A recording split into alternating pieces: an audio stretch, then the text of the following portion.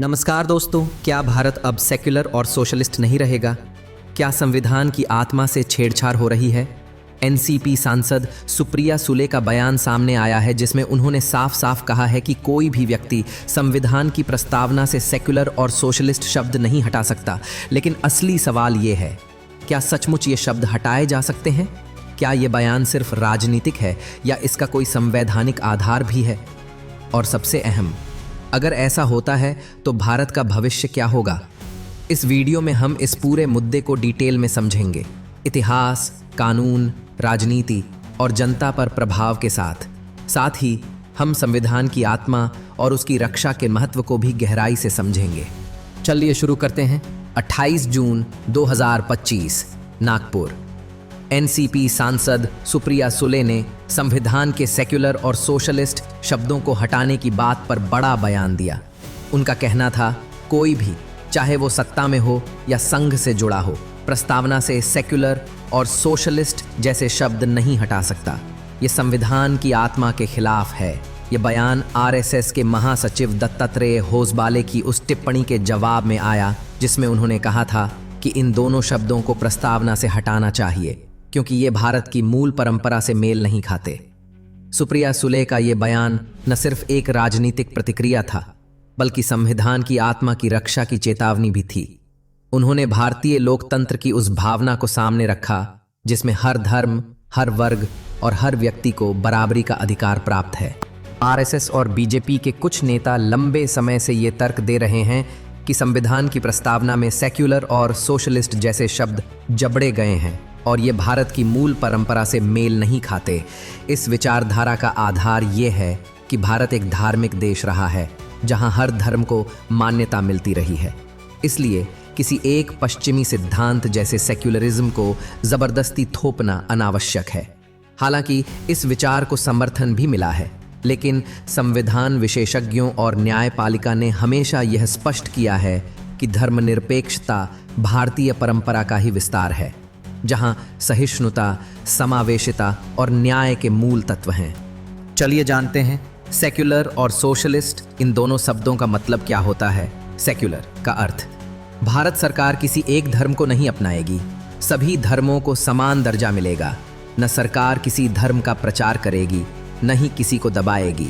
भारत का secularism uniquely Indian है।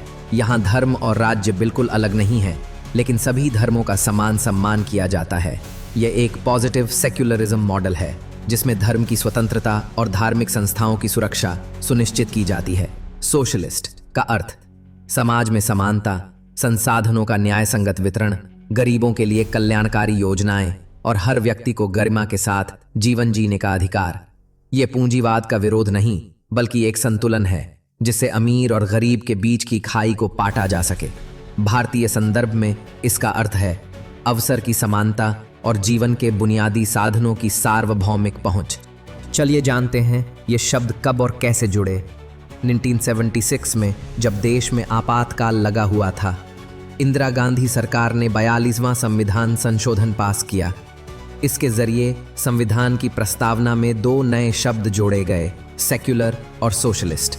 यह संशोधन 18 दिसंबर 1976 को लागू हुआ। इसे आलोचना भी मिली क्योंकि यह आपातकाल की पृष्ठभूमि में लाया गया था, लेकिन कानूनी रूप से यह संशोधन आज भी पूरी तरह वैध है और इसे सुप्रीम कोर्ट द्वारा कई बार पुष्टि मिली है।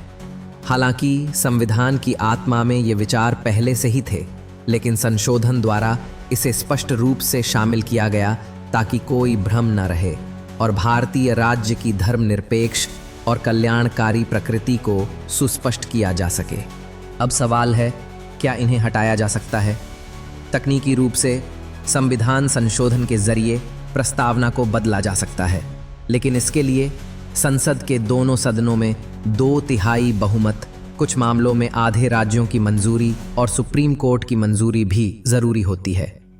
1973 के केशवानंद भारती केस में सुप्रीम कोर्ट ने कहा था, संविधान की मूल संरचना को बदला नहीं जा सकता और इस मूल संरचना में सेक्युलरिज्म और डेमोक्रेसी दोनों आते हैं। इसका अर्थ यह है कि भले ही संसद में बहुमत हो, लेकिन वह संविधान की मूल आत्मा को नहीं बदल सकती। 1994 एसआर बोम्मई केस में अदालत ने स्पष्ट किया कि धर्मनिरपेक्षता भारतीय संविधान की मूल संरचना का हिस्सा है। किसी भी राज्य सरकार की नीति अगर धार्मिक पक्षपात पर आधारित हो तो उसे असंवैधानिक घोषित किया जा सकता है। अदालत ने प्रस्तावना को संविधान की आत्मा कहा और कहा कि इसमें उल्लिखित सिद्धांत केवल प्रतीकात्मक नहीं बल्कि संवैधानिक निर्देश है। आरएसएस हमेशा से मानता रहा है कि भारत की आत्मा धर्मनिरपेक्षता नहीं बल्कि धार्मिक सह अस्तित्व है। बीजेपी के कुछ नेता भी इस विचारधारा से सहमत रहे हैं और समय समय पर इन शब्दों को हटाने की मांग उठती रही है। हालांकि कुछ वरिष्ठ नेताओं का मानना है कि ये मुद्दा चुनावी राजनीति के लिए संवेदनशील है, इसलिए इसे खुले तौर पर उठाना सही नहीं होगा। अब सवाल ये है कि क्या भारत के अलावा और भी देशों में सेक्युलर और सोशलिस्ट जैसे कानून हैं? चलिए जानते हैं। अगर अमेरिका की बात करें तो अमेरिका में चर्च और स्टेट अलग है, कोई सरकारी धर्म नहीं है। फ्रांस में धर्म को सार्वजनिक जीवन से बाहर रखने की नीति है। भारत सभी धर्मों को बराबरी का दर्जा, कोई धर्म विरोध नहीं बल्कि समावेश। यह भारतीय सेक्युलरिज्म का अद्वितीय मॉडल है जिसमें विविधता को दबाया नहीं बल्कि अपनाया गया है। यह पश्चिमी सेक्युलरिज्म से भिन्न लेकिन उतना ही प्रभावशाली है। अब चलिए विपक्ष की तरफ एक नजर डालते हैं। कांग्रेस, टीएमसी, आप और वामपंथी दलों ने आरएसएस और बीजेपी पर संविधान से छेड़छाड़ करने का आरोप लगाया है। सुप्रिया सुले के बयान के बाद कई विपक्षी नेताओं ने ट्वीट करके संविधान की रक्षा की शपथ दोहराई। सोशल मीडिया पर सेव कॉन्स्टिट्यूशन, सेक्युलर इंडिया और आरएसएस वर्सेस कॉन्स्टिट्यूशन जैसे हैशटैग ट्रेंड करने लगे। इस मुद्दों पर राजनीतिक विश्लेषकों का मानना है कि यह बयानबाजी 2026 के लोकसभा चुनाव से पहले ध्रुवीकरण की रणनीति का हिस्सा हो सकती है।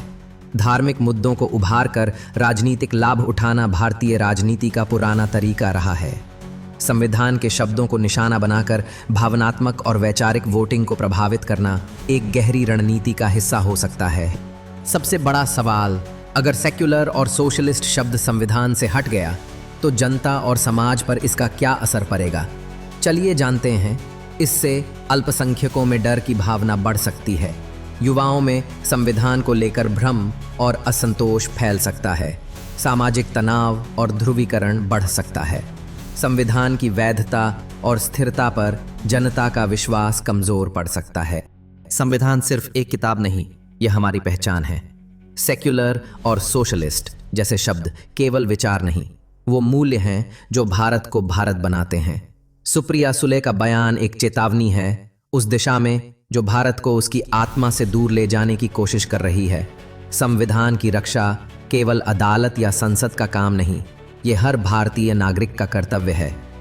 अगर आपको ये वीडियो जानकारीपूर्ण लगी हो तो लाइक करें, शेयर करें और चैनल को सब्सक्राइब करना ना भूलें।